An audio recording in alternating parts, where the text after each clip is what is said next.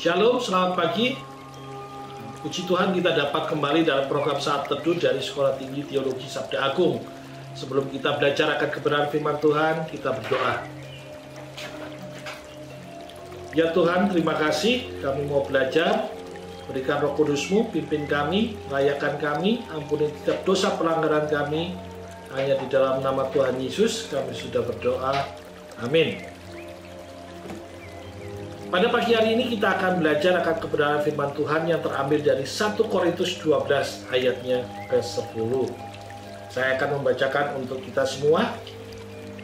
Kepada yang seorang, Roh memberikan kuasa untuk mengadakan mujizat, dan kepada yang lain, Ia memberikan karunia untuk bernubuat, dan kepada yang lain lagi, Ia memberikan karunia untuk membeda-bedakan bermacam-macam roh.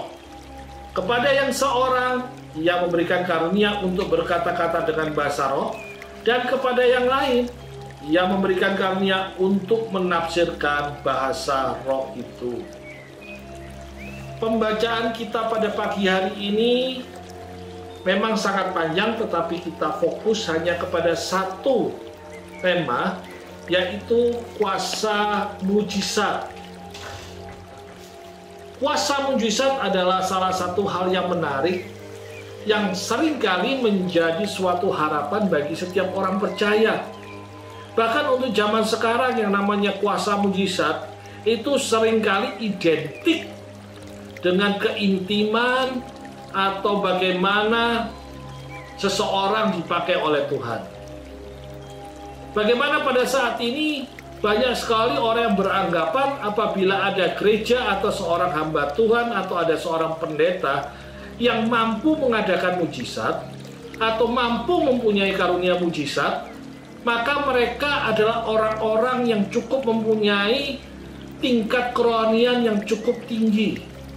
Mereka mempunyai tingkat hubungan yang baik dengan Tuhan. Hubungan mereka lebih intim daripada yang lain. Menarik sekali ya, tingkat kerohanian, tingkat keintiman hanya dipatok didasarkan dari karunia mujizat. Kalau kita lihat pada akhir-akhir ini, banyak sekali gereja, hamba Tuhan, pendeta, banyak loh yang melakukan mujizat-mujizat. Ada yang di sana melakukan mujizat, di sini juga mampu melakukan mujizat. Banyak yang melakukan mujizat. Bahkan mujizat dilakukan dengan banyak juga menggunakan media-media.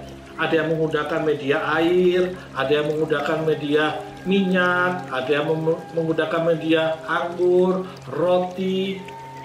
Ada pun yang menggunakan media mungkin pakai sapu tangan, pasir, dan lain-lain.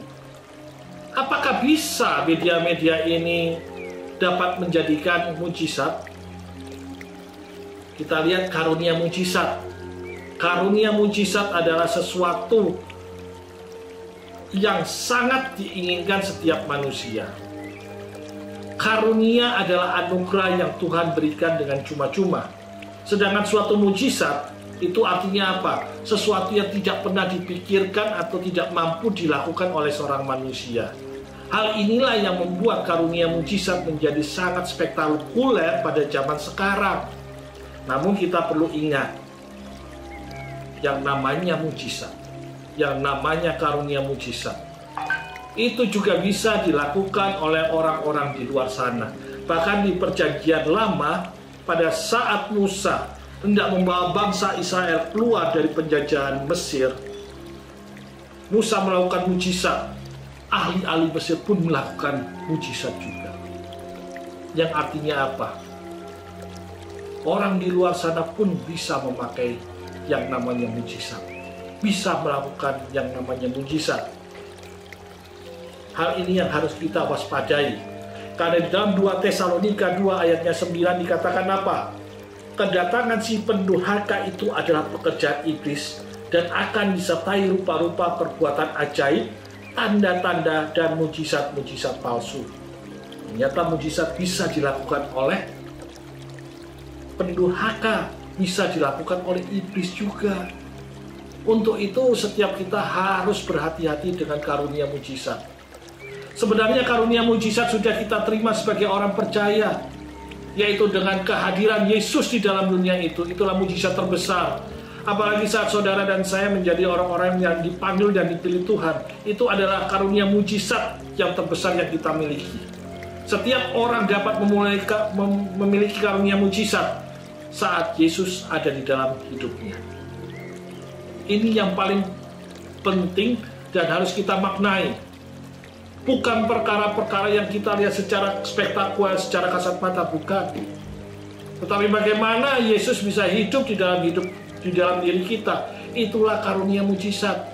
Karena pada saat saudara dan saya kita memiliki Yesus, Yesus itu lebih dari cukup. Yang artinya apa?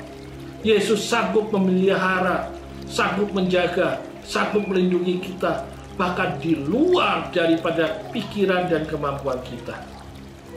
Kiranya kita dapat memahami karunia mujizat ini, sehingga kita tidak dapat ditipu oleh karunia mujizat yang dilakukan oleh orang-orang yang tidak bertanggung jawab. Biarlah firman Tuhan pada hari ini dapat memberikan suatu pemahaman yang benar akan karunia mujizat, dan kita dapat melakukannya di dalam setiap kehidupan kita. Terpujilah nama Tuhan. Tuhan Yesus memberkati.